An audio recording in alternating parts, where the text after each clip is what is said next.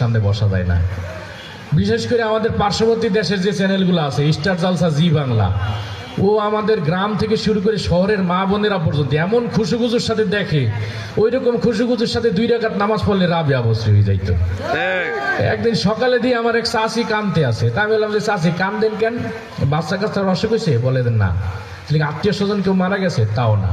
তাহলে কি চাচার সাথে ঝগড়াঝাটি হয়েছে? না, তাও না। তাহলে কান্দেন কেন এত সময় দিলে? কাল রাইতে কটকটি কি মাইডা মারছেলে, মানে রাইতে যে সে সিরিয়াল দেখছে ওই প্রভাব সকালে উড়ে গেছে, এখন খাওয়া বাদ দিয়ে কানতে আসে। আবার আমাদের দেশীয় যে চ্যানেলগুলা, এই চ্যানেলেও দেখবেন শিক্ষণীয় কোনো অনুষ্ঠান নাই। এই যে টকশোগুলা হয়, আজ পর্যন্ত কোনো টকশের ঝগড়ার কোনো ফয়সালা হয়েছে? রাজনৈতিক দলের 2 নেতারে বসাই দেয়, আপনারা বসে ঝগড়া করেন। ওনারা ঝগড়া করতে করতে যখন দুইজনই উত্তেজিত হয়ে যায়, তখন উপস্থাপক বলে যে অনুষ্ঠান আজকের মতো শেষ হলো, বাকিটা দেখবেন আগামী পর্বে। এই হলো টক শো। রান্না বান্না যে দেখায়, রুচিসম্মত একটা রান্না দেখালে তাও কাজ হইতো। ওই যে কে কাফির দোষী নামে এক মাতারি আছে না, কি দিয়ে যে কি রান্ধে, মুরগির পিছন দিয়ে লুডুস বইয়ে দেয়, দেখলেই বমি আসে। এইরকম হাবি জাবি, কোনোটাই টক শো, কোনোটাই গান, কোনোটাই সিনেমা, এই হাবি জাবি মানুষের আর এখন আর ভাল লাগে না। একজন যুবক অনেক দিন পর রিমোট নিয়ে বসছে যে দেখি টেলিভিশনে কি হয়, বসে দেখে যে কোনো চ্যানেলের অনুষ্ঠান তার ভাল লাগে না, সে 2-3 সেকেন্ড দেখে আর চ্যানেল পরিবর্তন করে।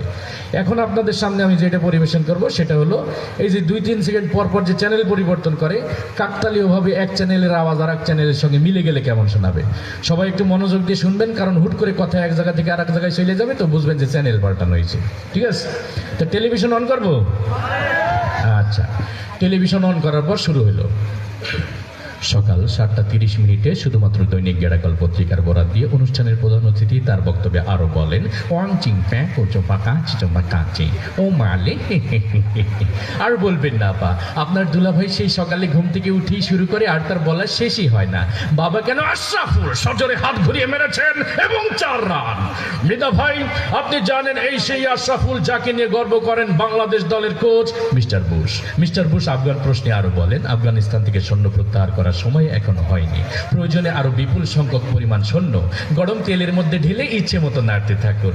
এবার যে কথা বলছিলাম, তারপর আপনার ঝাল মশলা সবকিছু পরিমাণ মতো দিয়ে ঘুন্টে একটু পোড়া পোড়া গন্ধ হলে ঢাকনাটা তুলেই সেখান থেকে 10টি বোমা, একটি তাজা রাইফেল উদ্ধার করেন ডিবি পুলিশ।